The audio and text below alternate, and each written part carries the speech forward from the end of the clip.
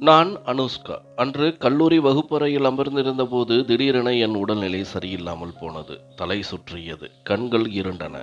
நான் மயங்கி விழுந்து விடுவேன் என்று பயந்தேன். நான் தடுமாறி எழுந்து வீட்டிற்கு செல்ல முயன்றேன். அப்போது என் அருகில் இருந்த என் தோழி கீதா என்னை பிடித்து கொண்டாள். "நீ தனியாக போகாதே அனுஷ்கா. இந்த நிலையில் மயங்கி விழுந்துவிட்டால் என்ன செய்வது? வா, மருத்துவமனைக்கு செல்லலாம்" என்று அவள் அன்பாக சொன்னாள். எனக்கு தலை சுற்றுவதோடு வாந்தியும் வந்தது. தனியாக மருத்துவமனைக்கு செல்ல எனக்கு தைரியம் இல்லை. கீதா என் கையை பிடித்து எழுப்பி என்னுடன் வந்தாள். இருவரும் மருத்துவமனைக்கு சென்று காத்திருந்தோம். அப்போது நான் அவளிடம், "கீதா, உன்னை போன்ற ஒரு தோழி கிடைப்பது என் பாக்கியம். நீ மட்டும் இல்லை என்றால் இந்நேரம் எங்கேயாவது விழுந்து கிடந்திருப்பேன்" என்று நன்றி கூறினேன். "உனக்கு ஏன் திடீரென இப்படியானது? ஏதாவது தவறான உணவை சாப்பிட்டாயா?" என்று கீதா கேட்டாள். நாங்கள் பேசிக் கொண்டிருக்கும் போதே உள்ளே அழைத்தார்கள். மருத்துவர் என் இரத்த அழுத்தத்தை பரிசோதித்தார். அது மிகவும் குறைவாக இருந்தது. சில பரிசோதனைகளை செய்யச் சொன்னார். அதன் முடிவுக்காக நாங்கள் காத்திருந்தோம். எனக்குள் ஒருவித பயம் இருந்தது. ஆனால் கீதா என்னை தேற்றினாள். "சாதாரண பலவீனம்தான், பயப்படாதே" என்றாள். சிறிது நேரத்தில் செவிலியர் பரிசோதனை அறிக்கையை கொண்டு வந்து கொடுத்தார். அதை வாசித்த மருத்துவர் என்னை பார்த்து, "அம்மா, நீங்கள் கர்ப்பமாக இருக்கின்றீர்கள். உங்கள் உடல்நலத்தில் மிகவும் கவனமாக இருக்க வேண்டும்" என்று சொன்னபோது என் உலகமே நின்றுவிட்டது. அந்த வார்த்தைகளை கேட்டதும் என் காலடியில் இருந்த பூமி விலகி வானம் என் தலையில் இடிந்து விழுந்தது போல் உணர்ந்தேன். கீதாவின் முகத்தை கூட என்னால் நேராக பார்க்க முடியவில்லை. அதிர்ச்சியில் உறைந்து போய் அங்கிருந்து எழுந்திருக்க கூட எனக்கு தோன்றவில்லை. கீதா மருந்துச் சீட்டை எடுத்துக்கொண்டு என் கையை பிடித்து வெளியே வந்தாள். வெளியே வந்ததும் மருத்துவர் என்ன சொன்னார்? "நீ கர்ப்பமாக இருக்கின்றாயா? எப்படி இவ்வளவு பெரிய தவறு செய்தாய்? இதன் விளைவுகள் என்னவாக இருக்கும் என்று உனக்கு தெரியுமா? உன் அண்ணன் உன்னை உயிருடன் விடமாட்டான் என்பது உனக்கு தெரியும் தானே?" என்று கேள்விகளை அடுக்கினாள். அந்த நொடியில் என்னிடம் எந்த பதிலும் இல்லை. என் வாழ்க்கை முடிந்து விட்டது போல் உணர்ந்தேன். என் அண்ணனின் கோபக்கார சுபாவம் எனக்கு தெரிந்ததால் அவன் என்னை கொன்று விடுவான் என பயந்தேன். என் கண்களிலிருந்து கண்ணீர் நிற்காமல் வழிந்தது. "அனுஷ்கா, உண்மையை என்னிடம் சொல். உன் வயிற்றில் இருக்கும் குழந்தைக்கு யார் காரணம்?" என்று கீதா கேட்டபோது நான் அனைத்தையும் அவளிடம் சொன்னேன். "அவன் பெயர் விஜய். எங்கள் கல்லூரியிலேயே படிப்பவன். அவன் என் மீது பொய்யான அன்பை காட்டி என் காதலை திருடினான். இரவும் பகலும் எனக்கு குறுஞ்செய்தி அனுப்புவான், பரிசுகள் கொடுப்பான். அவனது பொய்யான அன்பை நான் உண்மை காதல் என நம்பினேன். ஒரு நாள் அவன் என்னை கடைசியில் ஒரு விடுதிக்கு சந்திக்க அழைத்தான். நான் மறுத்தபோது, 'நீ என் மீது உண்மையான காதல் கொண்டிருந்தால் வருவாய்' என்று கட்டாயப்படுத்தினான். வேறு வழியின்றி நானும் சென்றேன். அப்போது நடக்கக்கூடாதது நடந்துவிட்டது. அவன் என்னை திருமணம் செய்து கொள்வதாக உறுதியளித்தான். 3வது முறையாக நான் அவனை சந்திக்க மறுத்தபோது அவன் தன் தொலைபேசியை அணைத்து வைத்துவிட்டு என்னிடமிருந்து விலகிச் செல்ல ஆரம்பித்தான். அவன் ஏமாற்றினான் என்பதை அப்போதுதான் புரிந்து கொண்டேன். அவனுக்கு என் மீது காதல் இல்லை, என் உடல் மீதுதான் காதல். இந்த சம்பவம் நடந்து 3 மாதங்கள் ஆகிவிட்டன. இதை யாரும் அறியாத ரகசியம் என்று நினைத்திருந்தேன். ஆனால் இப்பொழுது நான் கர்ப்பமாக இருக்கின்றேன். இதை எப்படி மறைக்க முடியும் என்று கண்ணீருடன் சொன்னேன். "யாரும் எதுவும் தெரிந்து கொள்ள மாட்டார்கள். நான் உனக்கு உறுதுணையாக இருப்பேன். நீ உடனடியாக இந்த சிசுவை கலைக்க வேண்டும்" என்று கீதா சொன்னபோது அவள் எனக்கு ஒரு தேவதையாக தோன்றினாள். அவளது அன்பும் ஆதரவும் எனக்கு மிகவும் தேவைப்பட்டது. கீதா மருத்துவரிடம் பேசி இரட்டிப்பு பணம் கொடுத்து கருக்கலைப்புக்கு சம்மதமாகினாள். அறுவை சிகிச்சை முடிந்ததும் மருத்துவர் ஒரு நாள் மருத்துவமனையில் தங்கச் சொன்னார். ஆனால் என் குடும்ப நிலைமையை விளக்கினேன். நான் வீட்டிற்கு செல்லாவிட்டால் என் வீட்டில் பெரிய புயல் கிளம்பும் என்று சொன்னபோது அவர் என் நிலைமையை புரிந்து கொண்டு என்னை வீட்டிற்கு செல்ல அனுமதித்தார். வீட்டிற்கு சென்றதும் நான் கீதாவிற்கு நன்றி சொன்னேன். "நீ இன்று என்னுடன் இல்லை என்றால் நான் தற்கொலை செய்து கொண்டிருப்பேன். என் உயிர் காப்பாற்றப்பட்டது. அவமானத்திலிருந்து தப்பித்தேன்" என்று கூறினேன். விஜயின் ஏமாற்றமும் அவனது பொய்யான காதலும் என்னை இந்த நிலைமைக்கு தள்ளியிருந்தன. அதே நேரத்தில் நான் விடுதிக்கு சென்றிருக்காவிட்டால் இது நடந்திருக்காது என்ற குற்ற உணர்ச்சி என் மனதை உறுத்தியது. நான் வீட்டிற்கு வந்ததும் சில நாட்களுக்கு விடுப்பு எடுப்பதாக என் ஆசிரியருக்கு குறுஞ்செய்தி அனுப்பினேன். என் தாயார் என் பலவீனத்தை கண்டு கவலைப்பட்டார். "மகளே, நம்மிடம் நல்ல சத்தான உணவு இல்லை. அதனால்தான் உனக்கு பலவீனம்" என்று ஆறுதல் கூறினார். என் மனம் மிகவும் அமைதியற்று இருந்தது. நான் அழுது கடவுளிடம் மன்னிப்பு கேட்டேன். இனிமேல் இது போன்ற எந்த தவறையும் செய்ய மாட்டேன் என்று முடிவெடுத்தேன். நான் கடவுள் மீது அதிக ஈடுபாடு கொள்ள ஆரம்பித்தேன். இப்போது படிப்பில் கூட எனக்கு ஆர்வம் இல்லை. அதனால் கல்லூரியை பாதியில் நிறுத்திவிட்டு வீட்டில் என் தாயாருக்கு உதவி செய்ய ஆரம்பித்தேன். என் தாயார் காரணம் கேட்டபோது கல்லூரியின் சூழ்நிலை சரியில்லை என்று கூறினேன். உண்மையில் நான் விஜயின் முகத்தை கூட பார்க்க விரும்பவில்லை. அவன் காரணமாக நான் மிகவும் கஷ்டங்களை அனுபவித்தேன். நாட்கள் மெதுவாக சென்றன. நான் என் தாயாருடன் குடும்ப வாழ்க்கையில் மூழ்கி போனேன். நடந்த அனைத்தையும் ஒரு கெட்ட கனவு போல மறந்துவிட முயன்றேன். ஆனால் கீதா என்னை பார்க்க வரும்பொழுதெல்லாம் நீ எவ்வளவு பெரிய தவறு செய்து விட்டாய் என்று அந்த நிகழ்வை நினைவுபடுத்திக் கொண்டே இருப்பாள். உன் வாழ்க்கை அப்படியே சிதைந்து போயிருக்கும் என்று கீதா அடிக்கடி சொல்வாள். நான் உனக்கு உதவி இருக்காவிட்டால் நீ யாருக்கும் முகம் காட்ட முடியாத நிலை ஏற்பட்டிருக்கும். அவள் இப்படி மீண்டும் மீண்டும் பேசும்போது அது எனக்கு மன வருத்தத்தை கொடுத்தது. தயவு செய்து இந்த விஷயத்தை மறுபடியும் பேசாதே. அது எனக்கு மிகவும் கஷ்டமாக இருக்கிறது என்று நான் அவளிடம் பல முறை சொல்லியிருக்கின்றேன். ஆனால் அவள் கேட்க மாட்டாள். என் மீது அவளுக்கு இருந்த உரிமை அப்படி. இருந்தாலும் இவ்வளவு காலம் கடந்தும் என் ரகசியத்தை அவள் யாரிடமும் சொல்லாமல் பாதுகாத்ததால் அவளுக்கு நான் நன்றி கடன் பட்டிருந்தேன். ஒரு நாள் நான் என் அம்மாவுடன் துணிகளை தைத்து கொண்டிருந்த போது கீதா திடீரென வந்தாள். அவளது கையில் ஒரு திருமண அழைப்பிதழ் இருந்தது. உற்சாகத்துடன் அந்த அழைப்பிதழை என்னிடம் கொடுத்து, அனுஷ்கா எனக்கு நல்ல குடும்பத்தில் நிச்சயம் ஆகியிருக்கின்றது. மாப்பிள்ளை மிகவும் நல்லவர், வேலை பார்க்கிறார் என்று கூறினாள். அந்த செய்தியை கேட்டு எனக்கு அளவில்லா மகிழ்ச்சி ஏற்பட்டது. என் தாயார் அவளை ஆசீர்வதித்து, கடவுள் உனக்கு எல்லா சந்தோஷங்களையும் தரட்டும் என்றார். கீதா என் தாயாரிடம், அனுஷ்கா என் திருமணத்திற்கு வர வேண்டும், நீங்களும் வர வேண்டும். திருமணம் முடியும் வரை அவளை என் வீட்டிலேயே இருக்க அனுமதி கொடுங்கள் என்று கேட்டாள். அம்மா, கீதா உனக்கு தெரியும் தானே என் மகன் எவ்வளவு கண்டிப்பானவன் என்று. அவன் இதற்கு ஒருபோதும் சம்மதிக்க மாட்டான். இருந்தாலும் நான் அவனிடம் கேட்டுவிட்டு உனக்கு சொல்கிறேன் என்றார். கீதா சென்று விட்டார். என் வாழ்வில் அந்த மோசமான சம்பவம் நடந்த பிறகு நான் தனியாக வீட்டை விட்டு வெளியேறியதில்லை. அதனால் கீதாவின் திருமணத்தில் கலந்து கொள்ள எனக்கு மிகவும் ஆசையாக இருந்தது. அந்த கலகலப்பான மகிழ்ச்சியான சூழலை நினைத்து கொண்டே நான் கனவில் மிதந்தேன். திருமணத்திற்கு 3 நாட்களுக்கு முன்பே செல்ல வேண்டும் என்பதால் என்ன உடை அணிவது, என்ன காலணி போடுவது, வளையல்கள், ஒப்பனை பொருட்கள் என எல்லாவற்றையும் பற்றி நான் கவலைப்பட்டேன். நாங்கள் மிகவும் ஏழைகள். என் அம்மா துணிகள் தைத்து வரும் வருமானத்தில்தான் எங்கள் குடும்பம் நடந்தது. என்னிடம் நல்ல உடைகள் என்று 1 அல்லது 2 தான் இருந்தது. என் கவலையை பார்த்த அம்மா, வருத்தப்படாதே, உனக்கு நான் புதிய உடை வாங்கி தருகிறேன் என்று சொன்னார். அவரது வார்த்தைகள் எனக்கு பெரும் மகிழ்ச்சியை தந்தன. திருமண நாள் நெருங்கிக் கொண்டிருந்தது. கீதா என்னை அழைத்துச் செல்ல வந்தபோது தன் காரை என் வீட்டில் வாசலில் நிறுத்தி ஹாரன் அடித்து ஊரையே பரபரப்பாக்கினாள். நான் உடனே என் பையை எடுத்துக்கொண்டு காரில் ஏறினேன். அவள் என்னை பார்த்து, காக்க வைத்து விட்டாய் என்று எரிச்சலாக சொன்னாள். நான் அவளிடம் மன்னித்து விடு என்று கூறி காரை எடுக்கச் சொன்னேன். கீதாவின் வீடு ஒரு அரண்மனை போல் இருந்தது.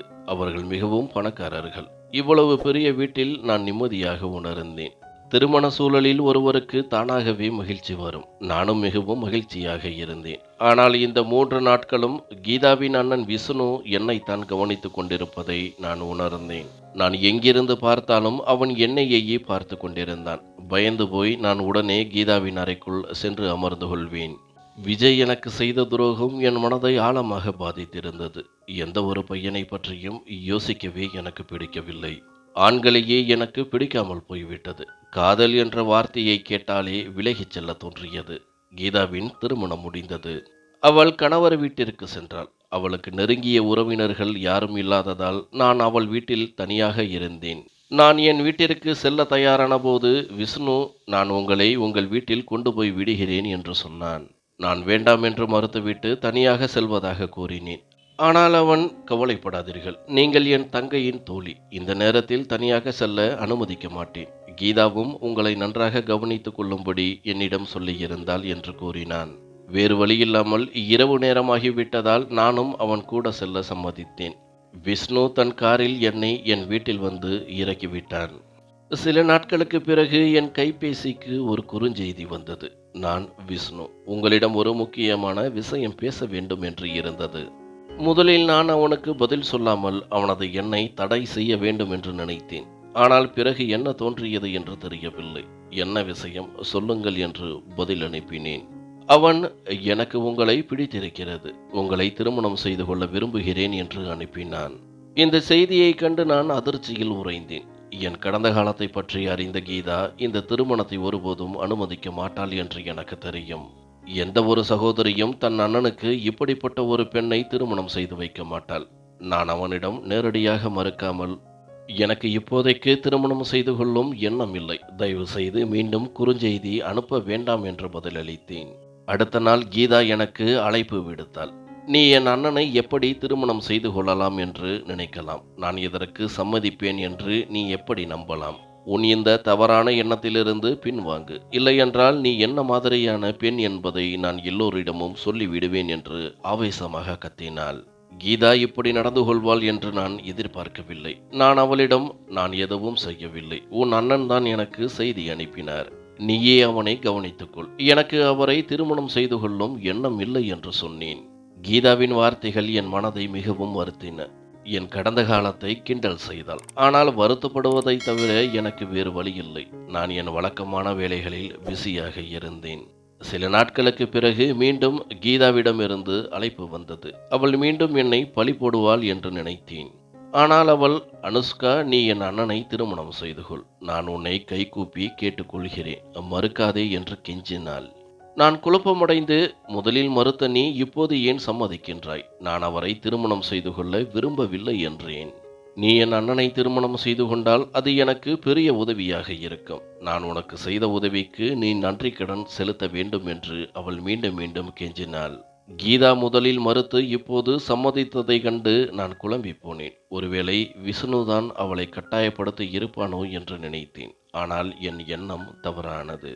ஒரு நாள் விஷ்ணு திடீரென எங்கள் வீட்டிற்கு வந்து அம்மாவிடம் திருமணத்தை பற்றி பேசினான்.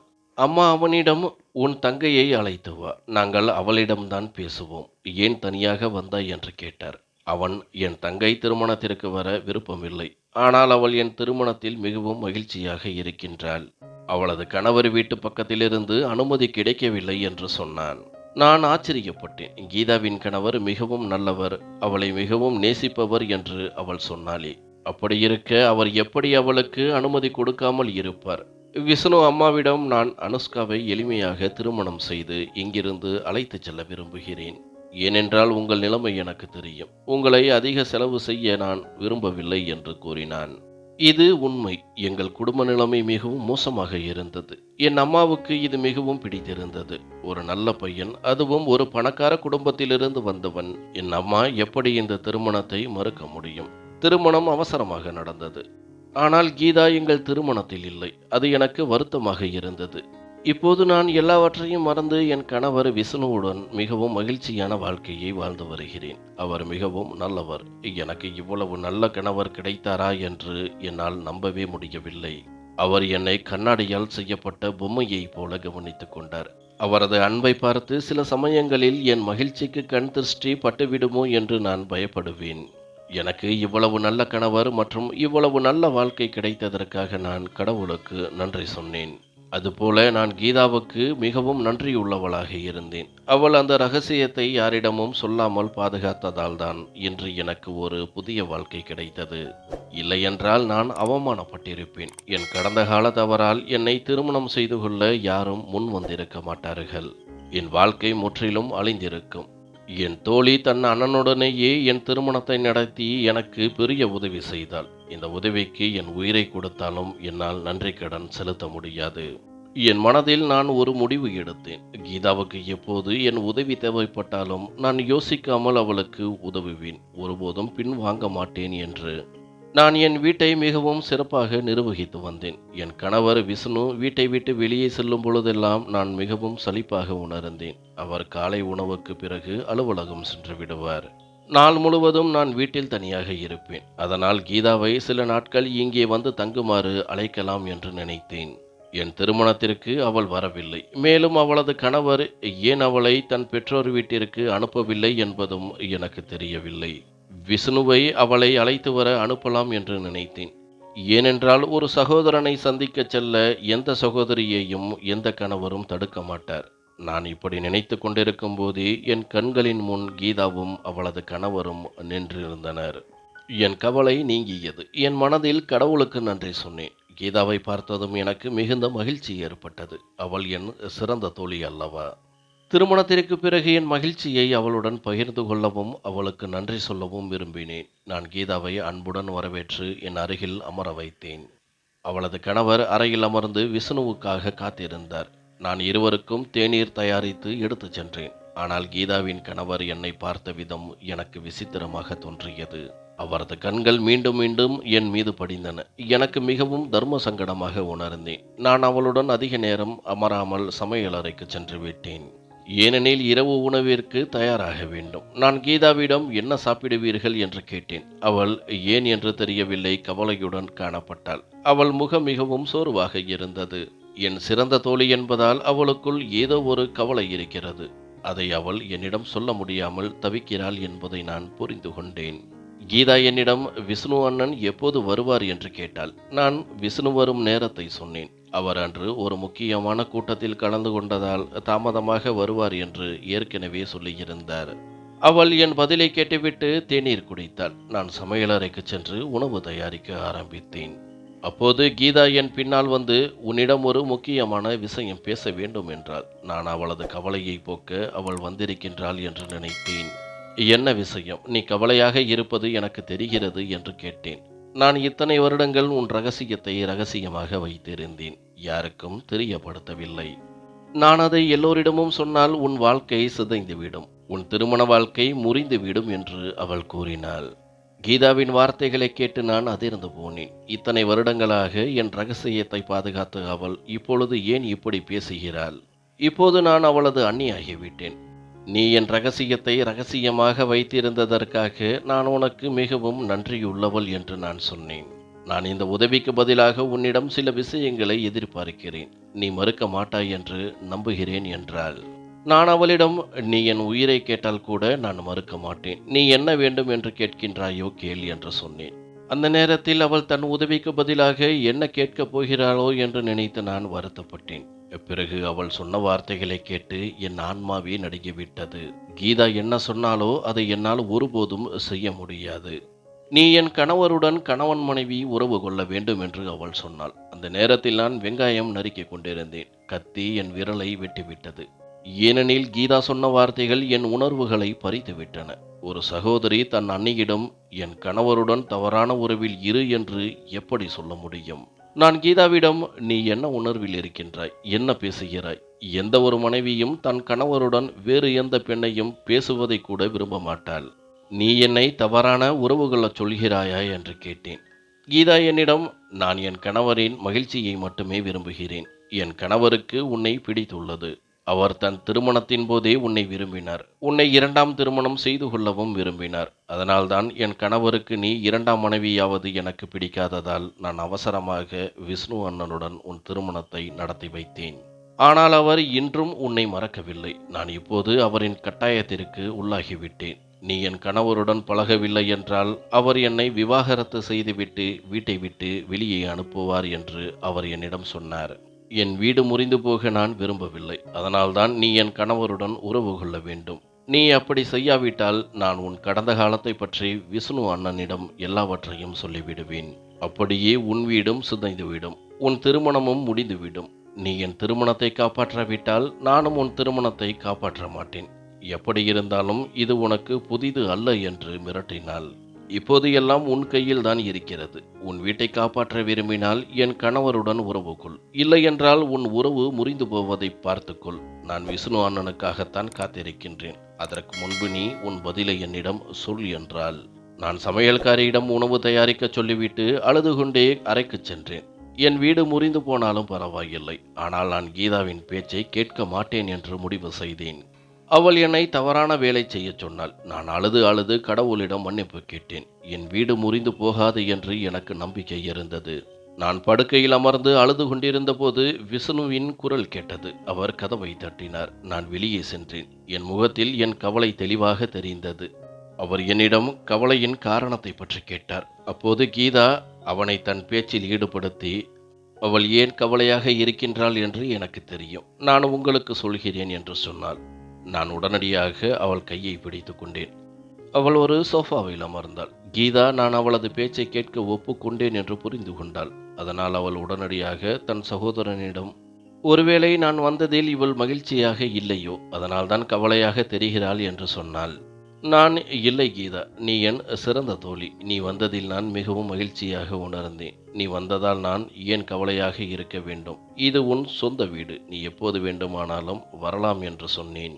நான் விஷ்ணுவிடம் தேநீர் வேண்டுமா என்று கேட்டேன். அவர் ஆமா என்று சொன்னதும் நான் சமையல் அறைக்கு சென்றேன். கீதாவும் என் பின்னால் வந்தாள். அவள் என்னிடம், நீ என் பேச்சை கேட்க தயாரா என்று கேட்டாள். நான் அமைதியாக இருந்தேன். நான் மிகவும் கட்டாயத்திற்கு உள்ளாகி இருந்தேன். நான் அமைதியாக இருப்பதை பார்த்து அவள் நான் சம்மதித்து விட்டதாக நினைத்தாள்.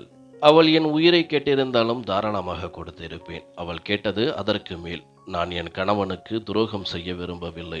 இதை எப்படி கையாள்வது என்றும் எனக்கு புரியவில்லை. நான் கீதாவை ஒருபோதும் மன்னிக்க மாட்டேன். அவள் வீட்டிற்கு திரும்பிச் சென்றபோது அவள் மிகவும் வருத்தமாகவும் கவலையாகவும் இருந்தாள். இதை என்னால் புரிந்து கொள்ள முடிந்தது. எந்த ஒரு மனைவியும் தன் கணவர் வேறு எந்த ஒரு பெண்ணிலும் ஆர்வம் காட்டுவதை விரும்ப மாட்டாள். கீதா தன் கணவரின் பேச்சை கேட்டுக்கொண்டு என்னையும் பிளாக்மெயில் செய்து நான் அவளை பேச்சை கேட்க வேண்டும் என்று கட்டாயப்படுத்தியது எனக்கு ஆச்சரியமாக இருந்தது. இப்படி செய்வதால் அவள் ஒருபோதும் தன் கணவரின் மனதில் இடம் பிடிக்க முடியாது என்று அவளுக்கு புரிய வைக்க நான் பலமுறை முயற்சி செய்தேன். ஆனால் அவள் ஒப்புக்கொள்ள தயாராக இல்லை. நானும் வேறு வழியில்லாமல் சிறிது காலம் அவகாசம் கேட்டேன். அவளும் அதற்கு சம்மதித்தாள். கீதா நேரம் கிடைக்கும் பொழுதெல்லாம் எங்கள் வீட்டிற்கு அடிக்கடி வர ஆரம்பித்தாள். சில வாரங்கள் தொடர்ந்து எங்கள் வீட்டிலேயே தங்கியிருந்தாள். அவள் எங்கள் வீட்டில் இருப்பது எனக்கு சுத்தமாக பிடிக்கவில்லை. ஆனால் கீதாவின் கணவன் என் அருகிலேயே சுற்றி திரிந்து ஒரு வாய்ப்பு தேடினான். கீதாவும் கணவருக்கு ஆதரவாக சில பல வேலைகளை செய்து வந்தாள். ஆனால் நான் அதிலிருந்து தப்பித்து வந்தேன். எவ்வளவு நாட்கள் இப்படியே தப்பித்து விட முடியும் என்று எனக்கு தெரியவில்லை.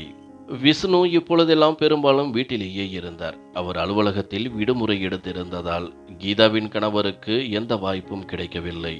நான் தான் என் கணவரை வேலைக்கு செல்ல வேண்டாம் என்று தடுத்து வைத்திருந்தேன். அவர் சென்றுவிட்டால் என்ன நடக்கும் என்று எனக்கு தெரியும். அதனால் சில பல காரணங்களை சொல்லி அவரை வேலைக்கு போகாமல் தடுத்தேன். இந்த துன்பத்திலிருந்து நான் விடுபட வேண்டும் என்று அழுது அழுது கடவுளிடம் வேண்டினேன். என் பல மணி நேரங்கள் கடவுளின் காலடியில் இப்படித்தான் கழிந்தன. என் கணவர் நான் ஏதோ கவலையாக இருப்பதை கண்டார். என் கவலையை பார்த்து அவரும் கவலையடைந்தார். நீ ஏன் இப்படி கடவுளிடம் பிரார்த்தனை செய்கிறாய்? நீ கடவுள் முன்னிருந்து ஒருபோதும் விலகுவதில்லை. பிரார்த்தனை செய்யும் போது அழுகிறாய். நீ இப்படி அழுவதை என்னால் பார்க்க முடியவில்லை என்று அவர் அடிக்கடி கேட்பார். ஆனால் என்னால் அவரிடம் எதுவும் சொல்ல முடியவில்லை. நான் செய்த பாவங்களுக்கு பெரிய தண்டனையை அனுபவித்துக் கொண்டிருந்தேன். நான் என் வாழ்க்கையையே வெறுக்க ஆரம்பித்தேன். நான் இறந்துவிட விரும்பினேன். ஆனால் தற்கொலை செய்வது ஒரு பெரிய குற்றம். அதனால் நான் இந்த குற்றத்தை செய்ய விரும்பவில்லை. ஒரு நாள் ஒருவேளை கடவுள் என் மீது கருணை காட்டினார். திடீரென ஒரு நாள் கீதாவுக்கு உடல்நிலை மிகவும் மோசமாகியது. அவள் தலை சுற்றி கீழே விழுந்தாள். இதை பார்த்து நான் மிகவும் கவலைப்பட்டேன்.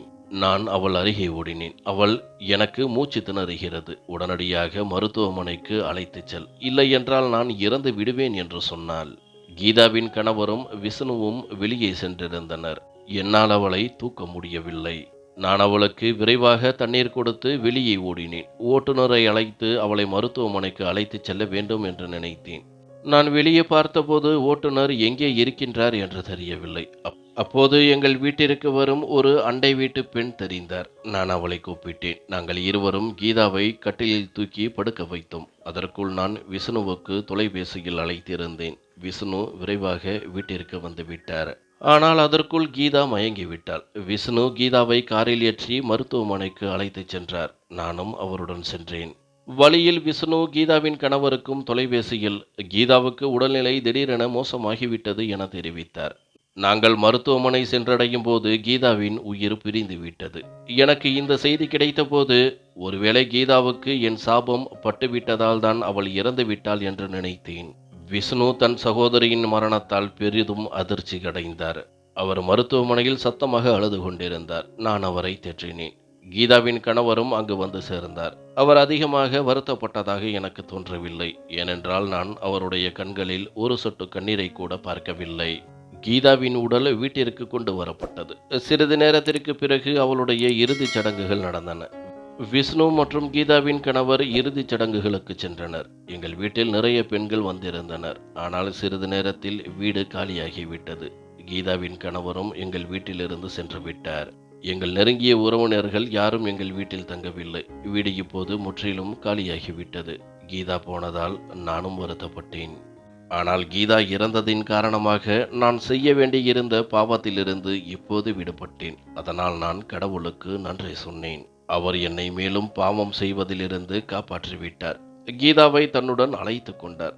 கீதா இறந்த சில நாட்களுக்கு பிறகு கீதாவின் கணவர் எங்கள் வீட்டிற்கு வந்தார். என் கணவர் அப்போது வீட்டில் இல்லை. அவர் என்னுடன் உறவு கொள்ள வேண்டும் என்று பேசினார். எனக்கு கோபம் வந்தது. நான் கோபத்தில் அவருடைய கன்னத்தில் அறைந்தேன். கோபமாக கத்தினேன். யார் காரணமாக நான் உன் பேச்சை கேட்டேனோ, யார் என்னை சம்மதிக்க வைத்தாரோ அவள் இப்பொழுது இந்த உலகத்தை விட்டு சென்று விட்டாள். நீயும் இங்கிருந்து சென்று விடு. இல்லையென்றால் நான் விஷ்ணுவை அழைத்து விடுவேன். நான் கீதா இல்லை, உன்னை கண்டு பயப்பட. இந்த வேலைக்கு நான் உனக்கு துணையாக இருக்க மாட்டேன் என்று சொன்னேன். நான் அவனிடம், நீ கீதாவை விவாகரத்து செய்து விடுவதாக மிரட்டி என்னுடன் தவறான காரியம் செய்ய பிளாக்மெயில் செய்தாய். ஆனால் நீ என்னை எந்த மிரட்டலும் செய்ய முடியாது. அதனால் நீ இங்கிருந்து சென்று விடுவது நல்லது என்று சொன்னேன். கீதாவின் கணவருக்கு இனிமேல் தன் முயற்சி வெற்றி பெறாது என்று தெரிந்தது. அதனால் நான் போலீஸை அழைத்து விடுவதாக மிரட்டினேன். அவர் அமைதியாக சென்று விட்டார்.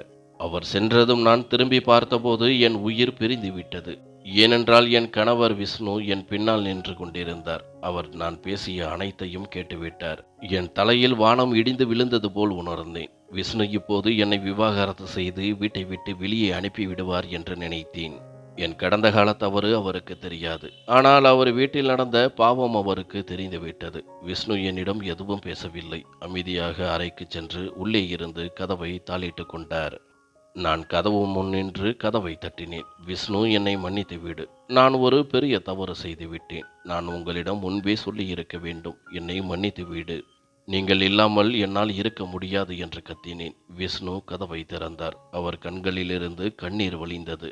அவர் என் இரு கைகளையும் தன் கைகளால் பிடித்து என்னை கட்டிலில் அமர வைத்து என் காலடியில் அமர்ந்தார். அவர் என்னிடம், தவறு உன்னுடையது அல்ல, என் சகோதரியின் தவறு. நீ அவளுடைய வீட்டை காப்பாற்றுவதற்காக இவ்வளவு பெரிய பாவம் செய்ய துணிந்து இருந்தாய். இது என் காரணமாகத்தான் நீ இப்படி செய்தாய் என்று எனக்கு தெரியும். ஏனென்றால் கீதா என் சகோதரி. அவளுடைய வீடு முறிந்து அவளுடைய கணவர் அவளை விவாகரத்து செய்து இருந்தால் அவளுடைய கவலையை என்னால் தாங்கி இருக்க முடியாது. நான் உனக்கு எவ்வளவு நன்றி சொன்னாலும் போதாது என்று கூறினார். விஷ்ணு, உனக்கு ஏதேனும் தவறு இருந்திருந்தால் கீதா இறந்த பிறகு கூட நீ அவனுடைய கணவருடன் உறவு கொண்டே இருப்பாய். ஆனால் நீ அப்படி செய்யவில்லை. அதனால் நீ கீதாவின் வீட்டை காப்பாற்றுவதற்காகத்தான் இப்படி செய்தாய் என்று எனக்கு தெரியும். உன் மீது எனக்கு கோபம் இல்லை. என் சகோதரி மீதுதான் கோபம் வருகிறது. அவள் தன் கணவருக்கு புரிய வைக்காமல் உன்னை கட்டாயப்படுத்தி அவனுடன் தவறான உறவு கொள்ளும்படி உன்னை கட்டாயப்படுத்தினாள். நீ மிகவும் அப்பாவி. என்னை கவலையடைய செய்யக்கூடாது என்பதற்காக இவ்வளவு தவறான நடவடிக்கையை எடுத்துவிட்டாய். நீ அதே நேரத்தில் என்னிடம் சொல்லியிருந்தால் நான் மிகவும் மகிழ்ச்சி அடைந்திருப்பேன். நான் ஏதாவது ஒரு தீர்வு கண்டுபிடித்திருப்பேன். இந்த பாவத்தை செய்ய நான் அனுமதித்திருக்க மாட்டேன். ஆனால் இப்போது நடந்ததை யாரால் மாற்ற முடியும்? நடந்துவிட்டதை நினைத்து நாம் நம்மை மேலும் கவலைப்படுத்திக் கொள்ளக்கூடாது என்று கூறினார். விஷ்ணு என்னிடம், நான் உன் கவலையையும் துக்கத்தையும் புரிந்து கொள்கிறேன். அதனால் நான் உன் மீது மேலும் கோபப்பட்டு உன்னை மேலும் கவலைப்படுத்த விரும்பவில்லை என்று சொன்னார். நான் விஷ்ணுவை கட்டிப்பிடித்து சத்தமாக அழுதேன். ஏனென்றால் நான் அழுததன் மூலம் நான் செய்த பாவங்களால் நான் மிகவும் களைத்து போயிருந்தேன். நான் செய்த பாவங்களுக்கு மன்னிப்பு என்பது சாத்தியமில்லை. இவ்வளவு பெரிய தவறு செய்தும் என்னை மன்னித்து விட்டதற்காக நான் விஷ்ணுவுக்கு நன்றி சொன்னேன். விஷ்ணு என் மீது கொண்டிருந்த அன்பிற்கு நான் தகுதியானவள் இல்லை. நான் இப்போது கடந்த 4 மாதங்களாக என் வாழ்க்கையில் இருந்த அனைத்து கவலைகளிலும் இருந்து விடுபட்டேன். ஒரு நாள் இரவு நேரத்தில் கீதாவின் கணவர் இறந்து விட்டார் என்ற செய்தி கிடைத்தது. அவர் அதிகமாக குடித்திருந்தார். குடிபோதையில் கார் ஓட்டி விபத்து ஏற்படுத்தியதில் சம்பவ இடத்திலேயே உயிர் பிரிந்தது. என் வாழ்க்கையின் இந்த பயங்கரமான அத்தியாயம் இப்போது முழுவதுமாக முடிந்துவிட்டது. என் வாழ்க்கை மகிழ்ச்சியுடன் சென்று கொண்டிருந்தது. கீதா மற்றும் அவளுடைய கணவர் இறந்து 1 வருடம் ஆகிவிட்டது. எங்கள் வாழ்க்கை இப்பொழுது வழக்கத்திற்கு திரும்பிவிட்டது.